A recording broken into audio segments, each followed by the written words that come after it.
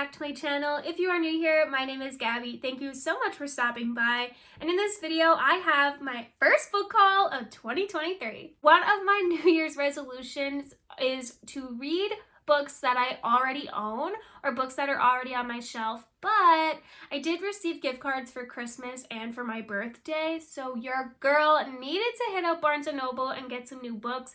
I decided that I'm only going to do book hauls each season this year, so this will be my winter season book haul, and I will try not to buy any more books until the middle of spring, kind of. But I'm really trying to save money because I spent way too much money on books last year. So going into the new year, I'm setting myself to only like 4 big book hauls, and like I said, I'm gonna try to do them each season, but I really want to try to read books that are already on my shelf because I own so many and they're titles that I'm really excited to get to, so I'm gonna try to read those first, clear house, and then I can buy new books. In this video, I went to Barnes & Noble and you get to see me spend literally 3 hours in the bookstore, and when I say 3 hours, I mean 3 hours. I walked around there, I looked at every genre, I was sipping my Starbucks, I was having a great time. It was a great self-care day. I literally sat down, I had a couple books in my hand, and I found a chair. I sat down, I read like the first page or the first chapter in some of the books that I had to make sure that the writing style was something I was interested in, the book was interesting.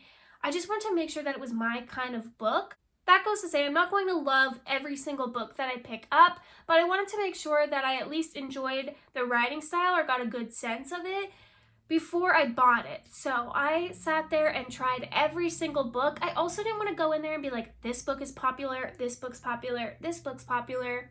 I wanted to make sure I was picking up books that I was really interested in and that were kind of different because I want my own opinion on different books, and I kind of want to steer away from having FOMO from reading what everybody else is reading and just focus on my taste. And now, let's go book shopping.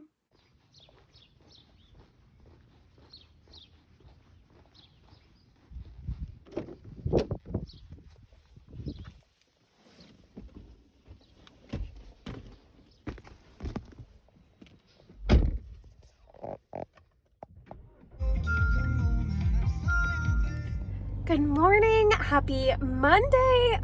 First off, okay, it's not the best, but I tried something new with my hair today and I think it looks so cute. I am finally going book shopping. I planned to do it yesterday, but then I met up with my mom and we had lunch and kind of hung out. I got new sneakers and they're super cute. They're super comfortable. I got them from Dick's, and y'all, I am tiny. I'm 4'11" and I have a size 6 foot. So I shop in the children's section. So I get a youth like size 4, but I got them for like, they were originally $86, I think.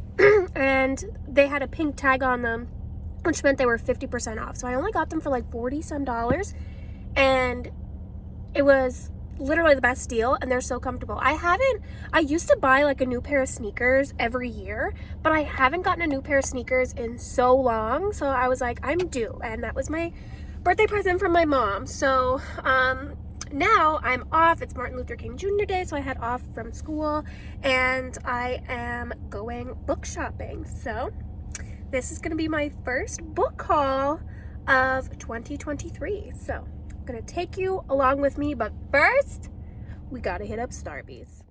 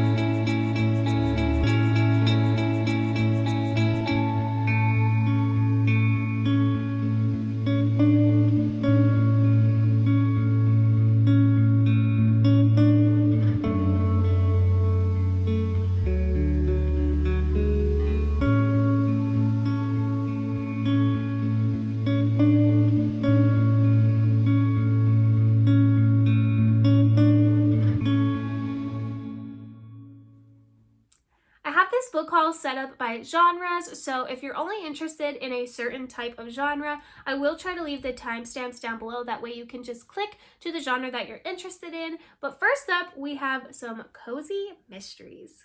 First cozy that I have is Cheddar Off Dead by Karina Moss. This is the first book in a cheese shop mystery. I was sent this for my birthday by my friend Liv from Liv's Library. Thank you so much, Liv, for sending me this book. I did have footage of me opening all my birthday presents from the week of New Year, New Reads, but unfortunately all of my footage got deleted, so here I am still gushing about this book. So thank you so much, Liv, for sending me this.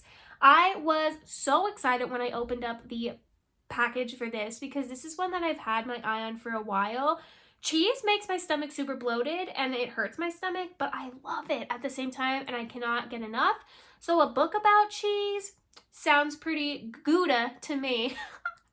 I am so embarrassing. Anyways, this is about our main character, Willa, and she just opened up her first cheese shop and she's so happy about it.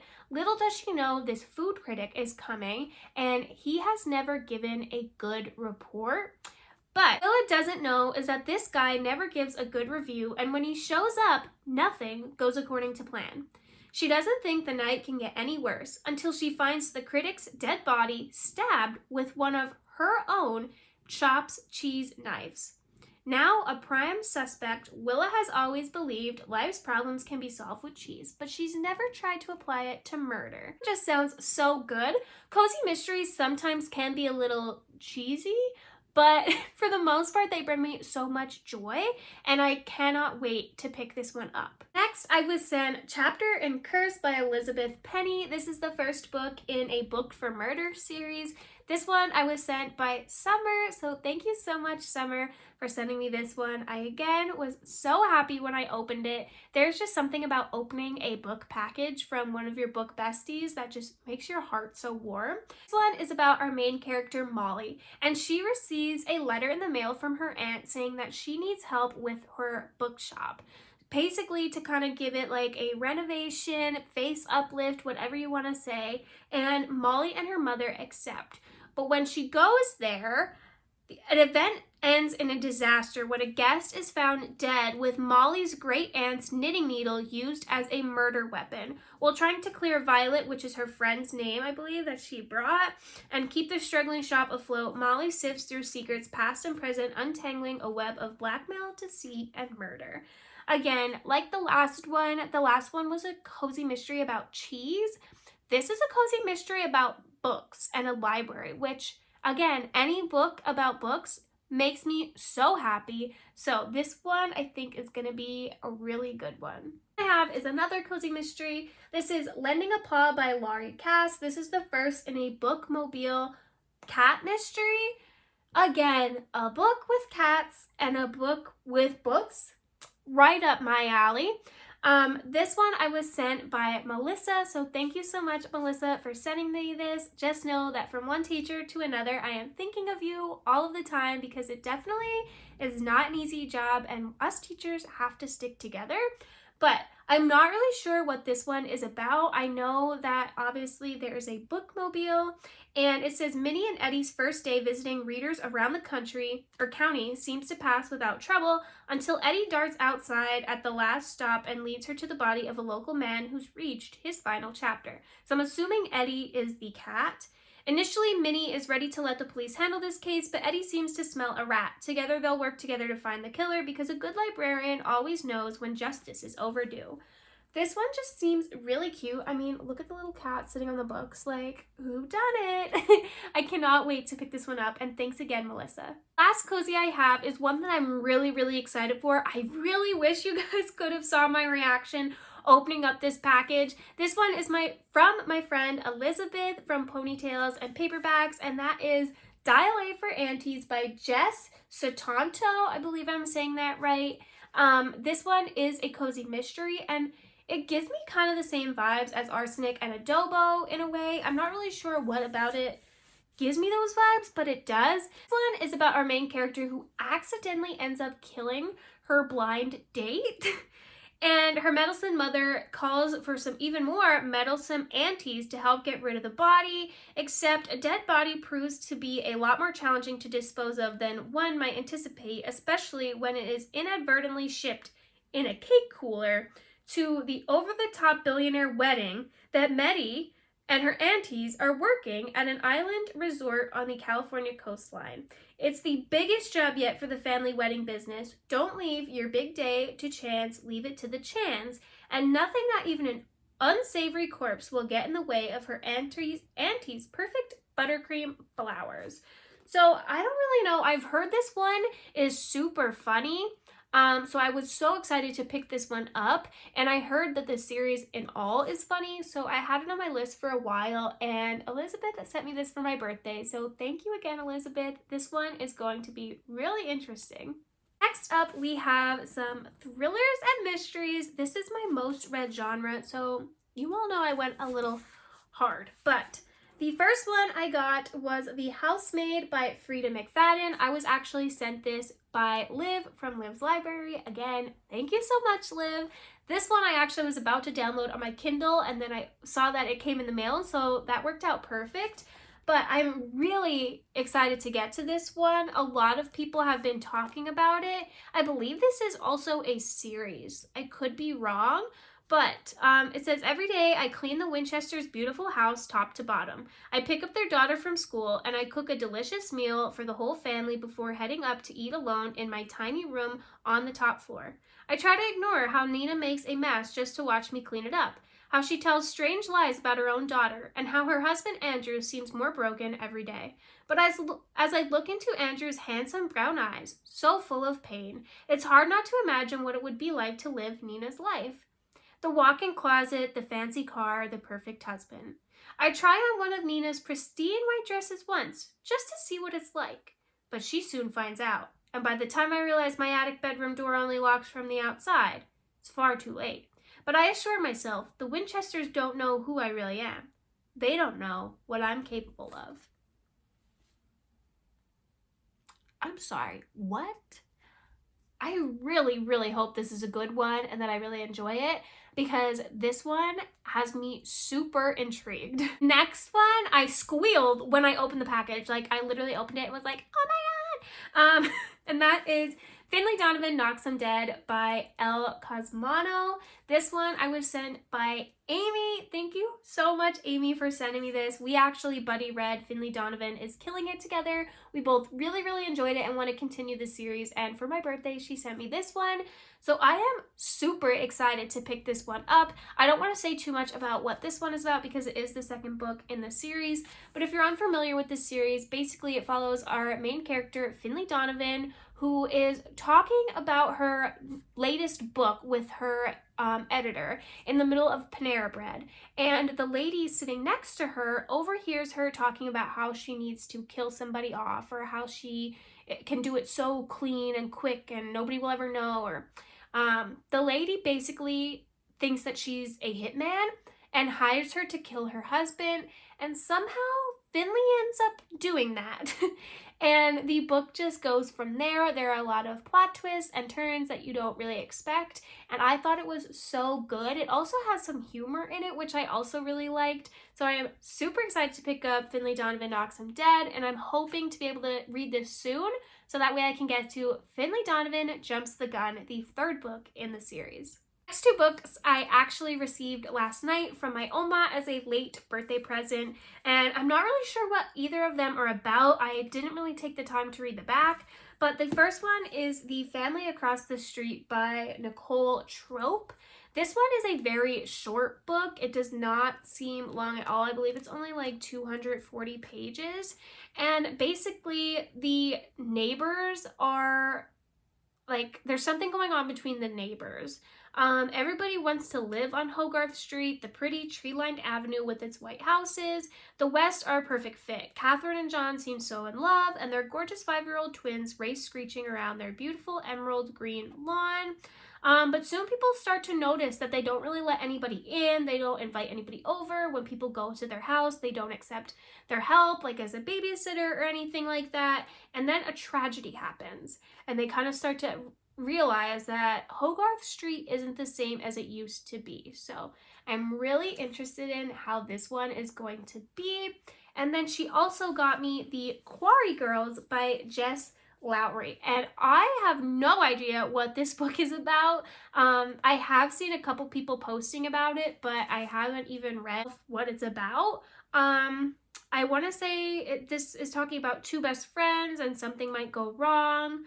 I don't know, but if you have read this or if you're planning on picking it up, let me know in the comments because I'm interested like how this one is going to play out. Next one I'm really excited to get to, and that one is Someone We Know by Sherry Lapina.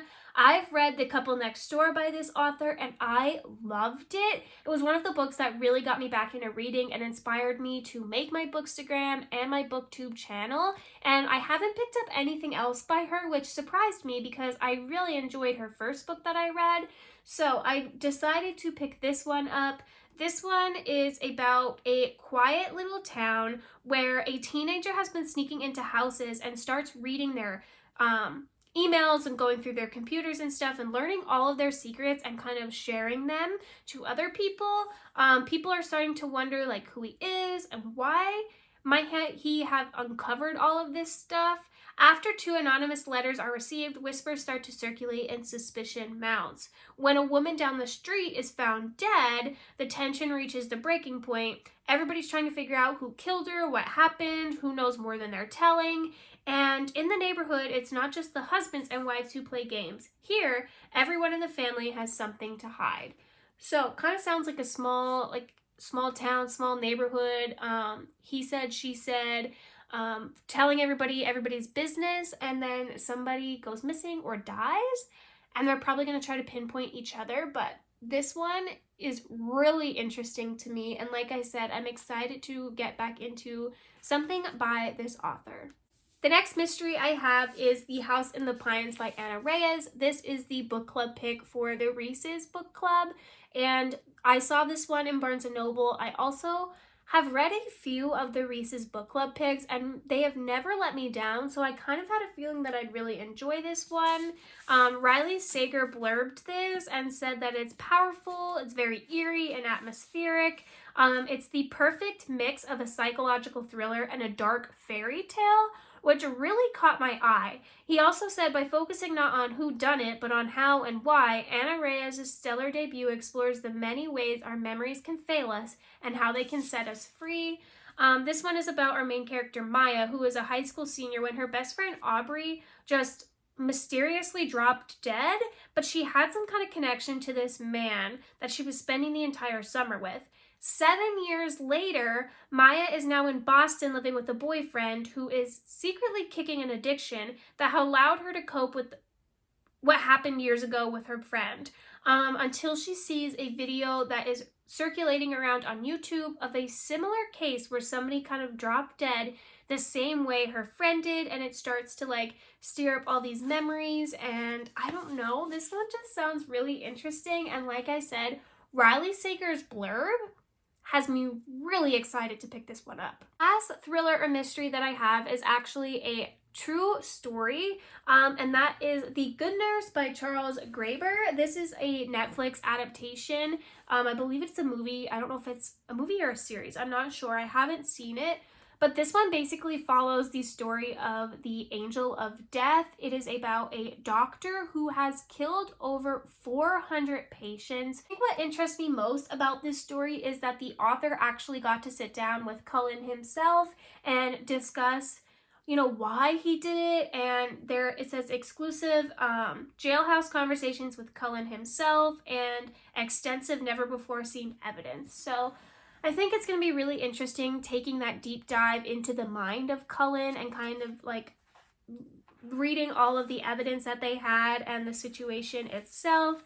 It's kind of a smaller read. There's not a ton of writing on each page, but I am really interested in this one. I want to pick this one up. I always like to read the books before the movies or shows, so I'm planning to read this one soon so that way I can then watch the Netflix adaptation. Next up, I have a nonfiction book So in the year of 2023, I kind of want to read more nonfiction. Like I said, I plan to do 4 different book hauls this year based off of the season, and in each book haul I'm going to try to add 1 nonfiction book in each. The first one that I decided to pick up was Spare by Prince Harry. I will say I'm not like super on top of the royal family, but I have seen a lot of stuff about him and Meghan. I know people have said he really opens up and tells his side of the story in this one. He talks a lot about his childhood, being in, I believe he was in the military, if I have that right. He talks about like his experience with his mom's death.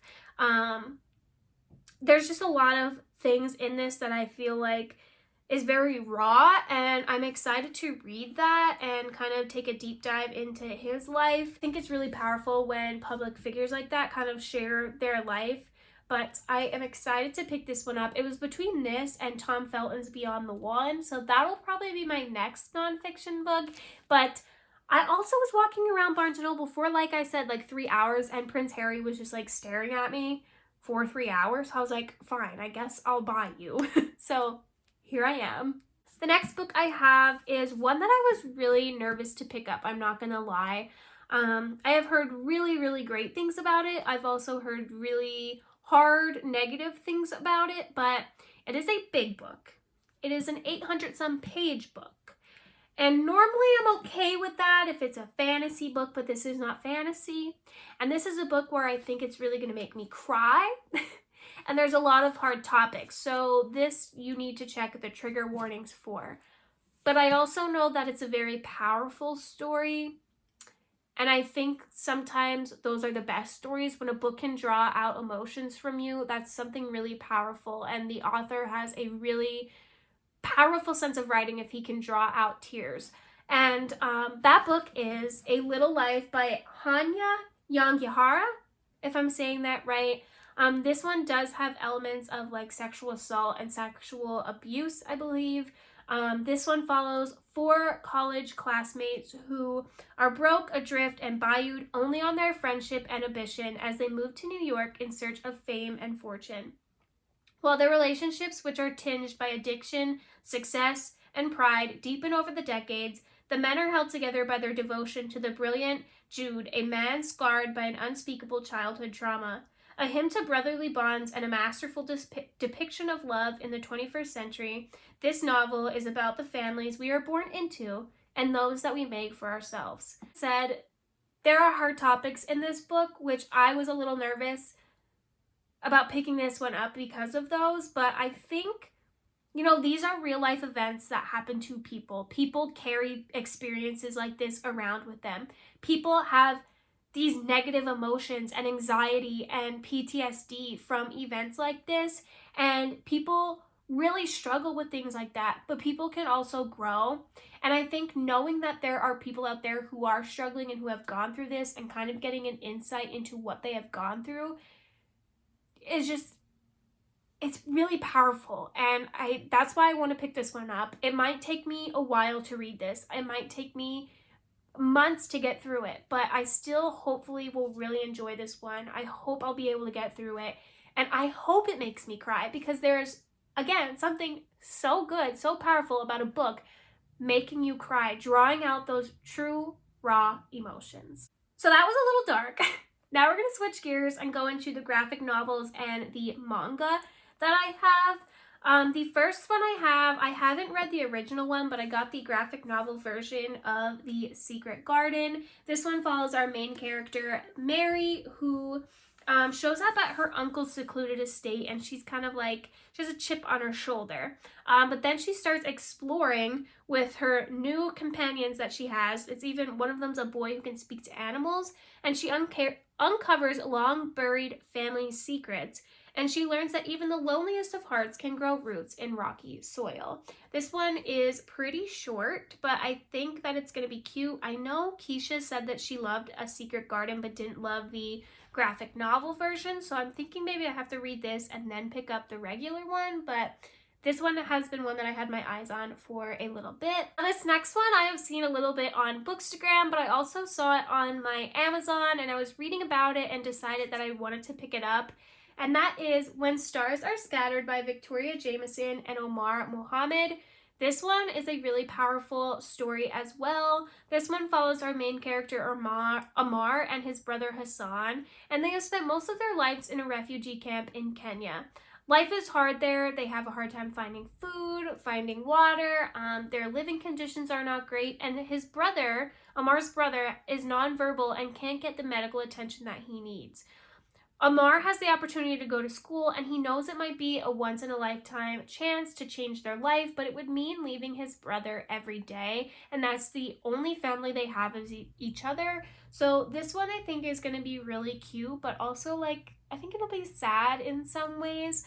I mean, the cover is so cute, and that's part of the reason why I picked it up. It is a chunkier graphic novel, but I am super excited to get to this one, and I think it's just going to be really heartwarming.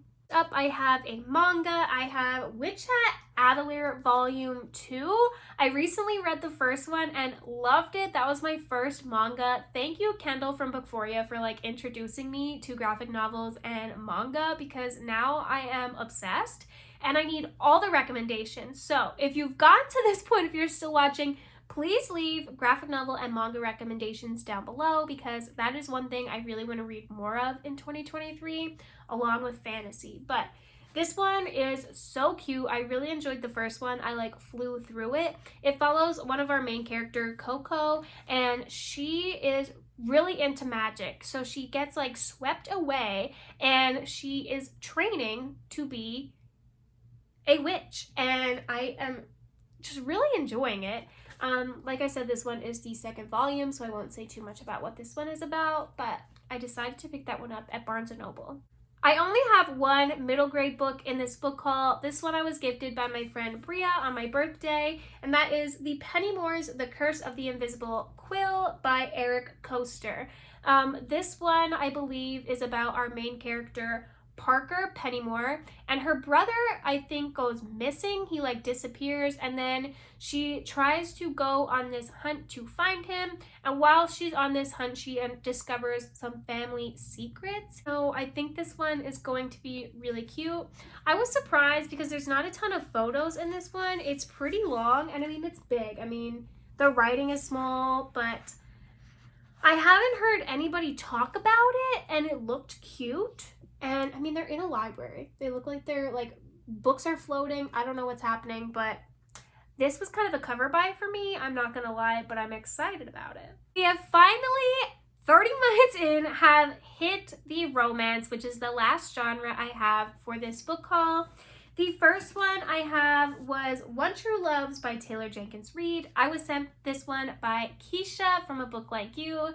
Thank you so much, Keisha, for sending me this. I love you so much.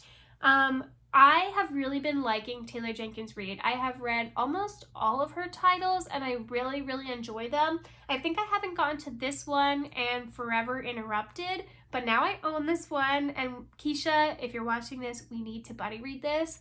But I am super excited to get to this one. I have read After I Do by her recently, and it literally was so good, so I can't wait to pick up another book from her. Next up, this one I'm really excited about. I got the Bromance Book Club by Lisa K. Adams.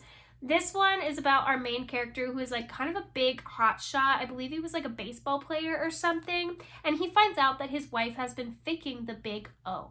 So he gets together with some of the other like bigger named people in Nashville, and they start reading some books and having this like secret bromance book club to kind of help and save his marriage. I think that is so cute. I mean, the cover, look at it, it's like a guy with a book in his back pocket.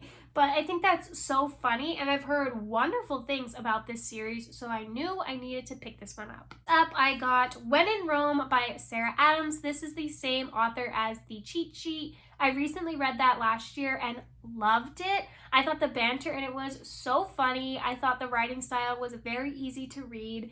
And this one, I believe, is about our main character, Amelia Rose, known as Ray Rose. And she is maintaining maintaining her Princess of Pop image, inspired by her favorite Audrey Hepburn film Roman Holiday, she drifts off in the middle of the night for a break in Rome, Kentucky, that is. When Noah Walker finds Amelia on his front lawn in her broken down car, he makes it clear he doesn't have time for her or patience for celebrity problems. He's too busy running the pie shop his grandmother left him and reminding his nosy but lovable neighbors to mind their own damn business. Despite his better judgment, he lets her stay in his guest room, but only until her car is fixed. Then she's on her own. But Noah starts to see a different side of Ray Rose. He sees the real Amelia, kind-hearted and goofy, yet lonely from years in the public eye. He can't help but get closer to her. Soon, she'll have to return to her glamorous life on tour. But until then, Noah will show Amelia all of the charming small-town experiences she's been missing, and she'll help him open his heart to more. Amelia can't resist falling for the cozy town and her grumpy tour guide, but even Audrey had to leave Rome eventually. This one, I mean, the cover just looks really cute, and like I said, read the cheat sheet by this author and really enjoyed it, so I'm excited to pick up something else from her, and it's a shorter read, so can't wait to get to that one. This next book is the second book in the series, but I don't think you have to read them in order, and it is the book buddy read for the Readathon X's and O's, which is going to be hosted by multiple of my friends. So I'll leave that Readathon announcement down below if you want to check it out. It is like a Valentine's Day themed readathon happening from, I think it starts on February 8th or 7th. I could be wrong. Like I said, definitely check out the video down below. I'll leave all of their announcements down below. But that is X's and O's by Amy Lee. I'm not really sure what this one is even about, but I knew I had to pick it up for the buddy read, so I bought that one. And then I also bought 2 more books that will complete my prompts for this readathon. And that is The No Show by Beth O'Leary. I needed a book since I'm on Team X. Woohoo! I needed a book with the word no in it because that was the word candy that I picked. So I got The No Show.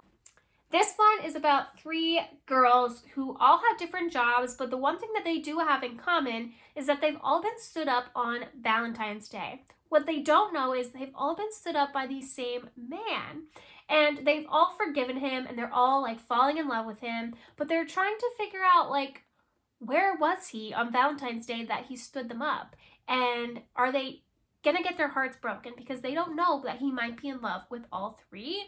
This one just sounds really interesting, and it looks super cute. So I'm excited to read that one. And then the last book that I have in this haul, that is a romance that I'll be reading for X's and O's, is The Hating Game by Sally Thorne. I have not watched the movie yet, so I decided to read this one because I needed a book that was forced proximity, and the internet told me that this one has it. So this one, I believe, is about our main character Lucy and Josh, who just are not getting along. They work together, they don't like each other, she doesn't want him to win.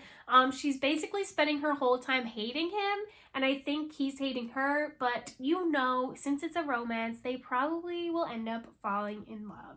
That concludes this book haul. Thank you so much for watching. If you've made it to this point in the video, leave a book emoji down below. Make sure to give this video a like and a subscribe if you want to see more from me.